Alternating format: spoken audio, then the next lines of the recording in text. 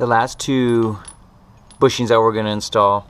We're going to work on this is the shift linkage bushing first. This is the front of the shift linkage bushing. You can see this one is a little torn up and it's just falling apart. We're just going to replace this one where the rubber one was. So all you need is a 12. It's a little 12mm bolt. Get that removed. You can drop the linkage. See, this one's all falling apart. I can probably take the edges off of it.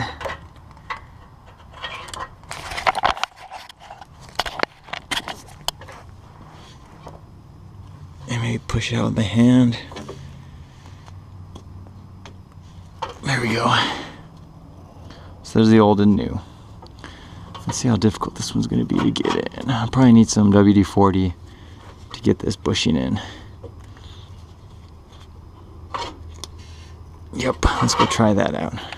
I'm going to actually lower the entire shift linkage. It's going to make it easier to change out this bushing. I pushed this one out, but it's difficult to get to and squeezing the urethane one in here. So your next step, go ahead and remove the little cover. It's this little plastic ring. You get it pushed off.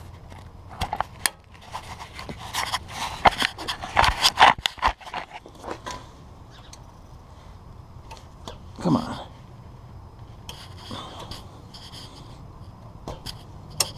Get that little cover removed so you can get to the bitch pin, is so it's called. Now you're gonna need to figure out a way to get this out. If you have some sort of sleeve, I usually use a bolt that fits it relatively well, and then just my hammer.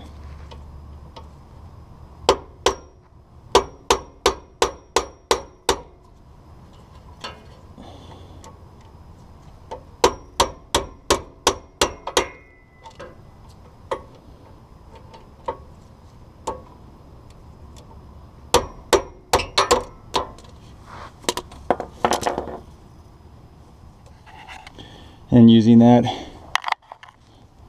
allowed me to pop out a little push rod, so that way you can get the front of the shift linkage disconnected. There we go. Go ahead and get your shift knob removed next, because there's two 12s on the bottom of the car that we're going to remove, and then this will just drop straight through the exhaust tunnel, and we'll have the shift linkage removed completely from the car. And here underneath the car, I'm not sure if you can see it that well on my GoPro, there's a 12 right here. There's one on the opposite side. Let me see if I can get under here. You can see both of those. Get those removed. And that's the other bushing of the energy suspension kit that we're going to replace. So we need to get those removed, and we can drop the shift linkage out the side. Have it completely removed from the car. For the rear, I just lubed it up. Whoops. It just slides right off. Now this rubber piece, it doesn't have the grooves in here. I'm sorry, the metal piece that goes over the rubber piece, it doesn't have the grooves in there, but you are going to reuse it when you install this on your car. It will not sit into place, so you're just gonna have to line up the little metal piece with the urethane bushing, get your bolts started, and get it bolted to the car. Now these two little cylinders in here you also need to reuse on the energy suspension bushing. So pop those out and get those fed into the urethane bushing.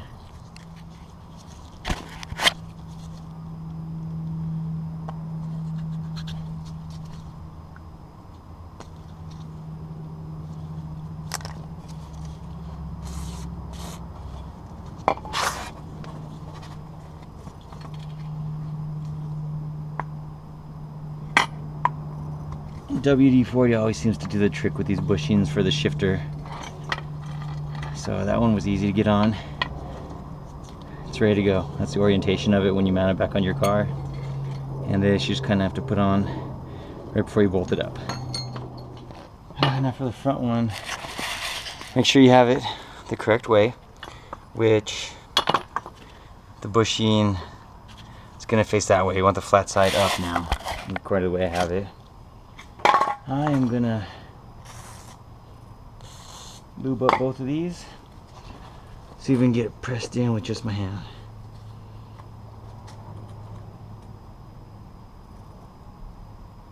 There we go. A little bit of muscle. But that one's in there now too. So those are both finished. We're gonna go ahead and tackle the steering rack bushings now. Now these bushings, the 1022s, these are both used on the driver's side. It says power steering and non-power steering models. Now 1024 is this one. 1024 is fit only on power steering equipped vehicles. It's not available. This bushing is actually not available for non-power steering models. This Integra does have power steering, so this will fit perfectly on the passenger side of the steering rack. To get these four replaced, these essentially take the place of the two bolts which hold the rack to the subframe. You need to go inside the car. I already removed this little plastic cover. You can kind of just pry it down. There's these two little metal rings which help hold it into place, and yours may be attached with two plastic nuts that are on here. Those were not on Gabe's car, so it was easy for me to pull it off. The reason we're going to do that, we need to get under here and separate. I'm going to separate, I think, actually there's a bolt in here. Let me turn the steering column so you can see it. Okay, can you see it right there? I am going to separate, I'm going to pull that bolt out. It's a 10 millimeter. That way I need the steering column to be able to slide down a little bit when I'm replacing those two bushings. It's impossible to do it without that extra room. So I'll pull that out. I'm going to mark it too, make sure I put it back in the correct spot. And just so that way it'll slide down. It probably won't even slide out completely. It'll just slide down and give me a little bit of room to get those bushings replaced. One is right here. So we're gonna get this one. Let me get it tight, started already. Sorry if the camera wasn't faced at it. The other one, it's right in here. I'm gonna need to use a short socket with a longer extension. But get both of those removed. I have both of these removed.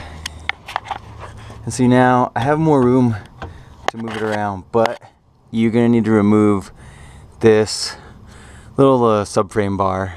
It's two 14 millimeter bolts. Now you can get those from the top of the car. Let me get up there real quick. And look straight down. Can you see both straight down there on the driver's side? And on the passenger side? These are even easier to get to. So go ahead and get those removed. That way we can slide the bar forward a little bit more, and then we can completely remove the rack. Let me just get to the next step while I'm here. After you have that bar removed around the rack and pinion, see right here, I'm not sure if I'm blocking it, there's a bolt on top of this bracket which holds there. There's one on top and one on bottom. Those are two 14 millimeters. Get those removed after you remove your bar. I'll show you mine after I finish removing both of them. This is what I'm using to get to those two 14s. Just a couple of extensions. Reach down, plant them on there, get those loosened up. Now I have the bracket removed, the bar, and it gives me a lot more room to pull the rack and pinion out. What you need to do, there's two cylinders in here which only push out one way. It's this metal cylinder that's surrounded by the two rubber pieces, which are the pieces that are going to be replaced with the urethane ones. Need to get this pushed out. So I can't do it with one hand. I'm going to set the camera down.